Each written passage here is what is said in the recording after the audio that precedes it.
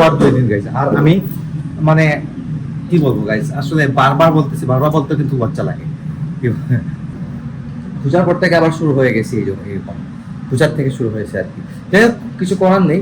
খুব খারাপ লাগতেছিল, তাই এসে ঘুমিয়ে পড়েছিলাম। মানে হয়তো বৃষ্টি ভিজেছি অনেক, বৃষ্টির কারণে একটু বেরিয়েছিলাম। তো তখন এক সুইচে দেওয়ার কারণে এগুলো থেকে অনেক প্রবলেম করছিল।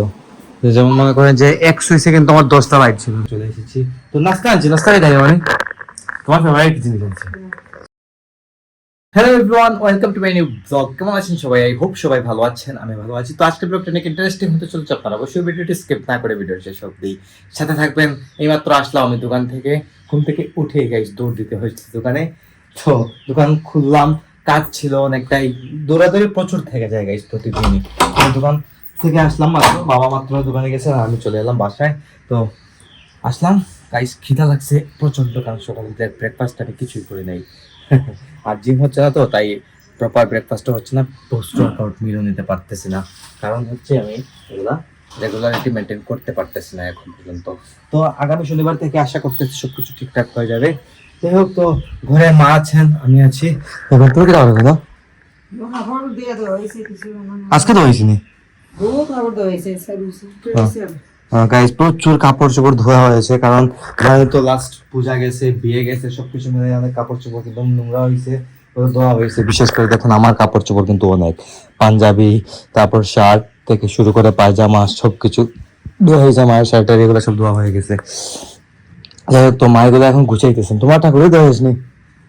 হ্যাঁ গাইস, মায়ের ঠাকুরকে ভোগ দেওয়া শেষ হয়ে গেছে, তার মধ্যে আমি দোকান থেকে চলে এসেছি। তো নাস্তা দেয় মানে তোমার ফেভারিট জিনিস আছে সমোসা। ভাই তাই সেও গাইস, আমি নিচে থেকে জাস্ট নাস্তাটা রেখে আমি উপরে আসলাম, মানে ওয়াশরুমে গেছিলাম হাত মুখ ধুতে, হাত মুখ ধুয়ে বের হলাম।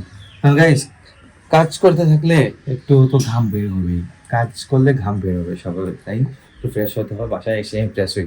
বিশেষ করে আমি লাঞ্চের আগে কিন্তু আমার শীত হোক, মানে ঠান্ডা হোক, গরম হোক, আর যাই হোক না কেন, আমাকে কিন্তু শাওয়ার নিতেই হয় লাঞ্চের আগে। যাই হোক, সমস্যা নাই, নিচে যাবো। অনেকটা খিদা লাগছে, খিদার পেট জ্বলতেছে গেছে। রাতে জাস্ট আমি ভাত তো আমি এক বেলাই খাই, শুধু রাতে দুপুরে লাঞ্চের সময় ভাত খাই, আর দুপুরে আর রাতে আমি জাস্ট পরস খেয়ে নেই বা রুটি কিছু একটা খেয়ে নেই। কারণ হচ্ছে রাতে হেভি খাবার খাওয়া ঠিক না। তো আমি নিয়ে আসছি চমচা, দেখুন এটা হচ্ছে বেঙ্গলের চমচা, মুদিবাজারের মধ্যে বেস্ট, এটা ভালো। সাথে সস, তখন ভাইকে বলেছিলাম কিছু পেঁয়াজ কেটে রাখতে, ও পেঁয়াজ কেটে রেখেছে, ভালো লাগে। তো এগুলা খেতে পারবো আর 2 দিন গাইজ। আর আমি মানে কি বলবো গাইজ, আসলে বারবার বলতে কিন্তু লজ্জা লাগে। তো ডায়েট ঠিকঠাক মতো হচ্ছে না, জিম হচ্ছে না, ডায়েট হচ্ছে না। ডায়েট কিন্তু এতদিন ভালোই ছিল, পূজার আগ পর্যন্ত ডায়েটটা ভালোই ছিল, কিন্তু পূজার পর থেকে আবার শুরু হয়ে গেছে এরকম পূজার থেকে শুরু হয়েছে আর কি। যাই হোক, কিছু করার নেই। শনিবার থেকে আমি ফুল ডায়েট মেনটেন করতে হবে আমাকে, না হলে কিন্তু আমার অবস্থা খারাপ হয়ে যায়। মেইন অবস্থা খারাপ বলতেই গেছে, আমার যে বডি নষ্ট হয়ে যায় তা কিন্তু না, তার জন্য আমি টেনশন করি না। মেইন টেনশন হচ্ছে কি, আমি অসুস্থ হয়ে পড়ি যদি জিম না করি। আর এক্সারসাইজ আমার ব্লাডের সাথে মিশে গেছে, এটাই হচ্ছে মেইন বিষয় আর কি। তো আমি এক্সারসাইজ করতেছি 2012 সাল থেকে, আজকে হচ্ছে 2025, মানে কত বছর হচ্ছে চিন্তা করুন, 13 বছর হয়ে গেছে অলরেডি। আমি রেগুলার এক্সারসাইজ করে আসছি, কিন্তু ওয়ার্কআউট যদি আমি বাদ দিই অসুস্থ হয়ে যায়। অসুস্থ বলতে কি, জ্বর হয়ে যায়, সর্দি হয়ে যায়, উইক লাগে, এরকম প্রবলেম হয় আমার, আর কিছু না। তো দ্যাটস ওয়াই আমাকে শুরু করতেই হবে আবার, সামনের নেক্সট উইক থেকে শুরু করবো আর। হ্যাঁ, তো বলতেছি, জানি না কতটুকু করতে পারবো না পারবো। তো মাকে বলো, মানে আইও গো গাইস, মাকে ডাকতেছি, মা আসতেছেন না, মা কাজই করতেছেন বলেছিল। তো মা আসলে একসাথে খাবো, নাস্তা করবো। গাইস দিকে এখন রান্না চলতেছে। বাইরে গাইস বিদ্যুৎও চলে গেছে, বৃষ্টি হইতেছিল বাইরে, তো কি একটু বৃষ্টির কারণে বিদ্যুৎও চলে গেছে। এখন আবার বৃষ্টি নেই কিন্তু, দেখুন বাইরে কিন্তু একদম বৃষ্টি নেই। আর ইলেকট্রিসিটি চলে গেলে দেখুন, মানে আইপিএস এ কিন্তু মানে মোটামুটি একটা কাভার দেয়। আগে কি হয়েছিল যে, আগে এই লাইট গুলো এক সুইচে আইপিএস দিয়েছিলাম, তো তখন এক সুইচে দেওয়ার কারণে এগুলো থেকে অনেক প্রবলেম করছিল। যেমন মনে করেন যে এক সুইচে কিন্তু আমার 10টা লাইট ছিল, তো 10টা লাইট মানে একসাথে জগতে প্রবলেম হইতো। দ্যাটস ওয়াই যে আমাদের ইলেকট্রিশিয়ান ভাইরা বলতেছিল যে এটা চেঞ্জ করে এটাতে নিয়ে আসতে, তাই এটাতে একটা লাইটের মধ্যে নিয়ে আসছি। আর এটা তো হবে না, কারণ এটাতে 8টা লাইট আছে, তো দ্যাটস ওয়াই দেওয়া হয় নাই। এক সমস্যা নাই, কিছু করার নাই, এদিকে এগুলা দিয়ে কাভার হয়ে যায়। কিচেনে একটা আছে, সরি কিচেনে দুইটা আছে, এখানে একটা আছে, এগুলা দিয়ে কাভার হয়ে যায়। আস্তে আন্ডা মানে সবকে খানে তো বলা কি দেখেন কে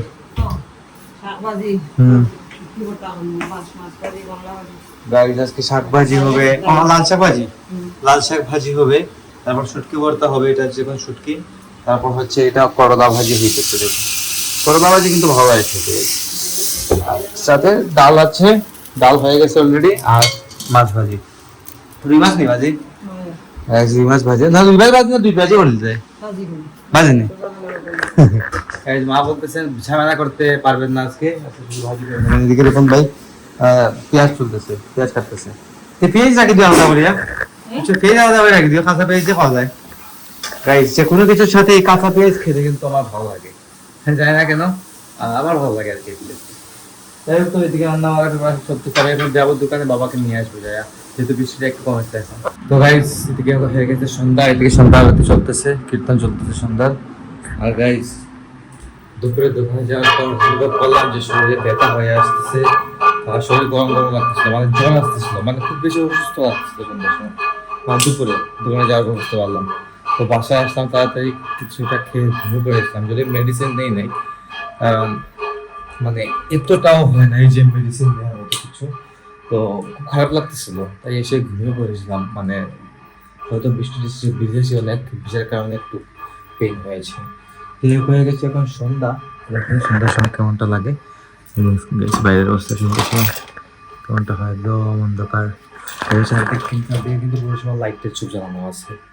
যাই হোক, তো এক কাপ কফি খাবো এখন, কফি খেয়ে এডিটিং এ বসতে হবে। এবং ভাইকে বলে একটা কাপ কফি তৈরি করে দেবো। ভাই এক কাপ কফি খাই দেবো, কফি গাইস, দেখুন ভাই কফি তৈরি করে দিয়ে দিবে, সমস্যা হবে না। কফির মধ্যে ভাইকে শিখিয়ে দিয়েছি কিভাবে কফি তৈরি করতে হবে। যাই হোক, তো কফিটা খেয়ে যাবো, পরে গিয়ে ভিডিও এডিটিং শুরু করবো। সকাল 9টা টাইমলি ব্লগ চলে আসবে, এমনিতেই গাইস কয়েকদিন ব্লগ আসে না টাইমলি, তার জন্য আমি অত্যন্ত দুঃখিত।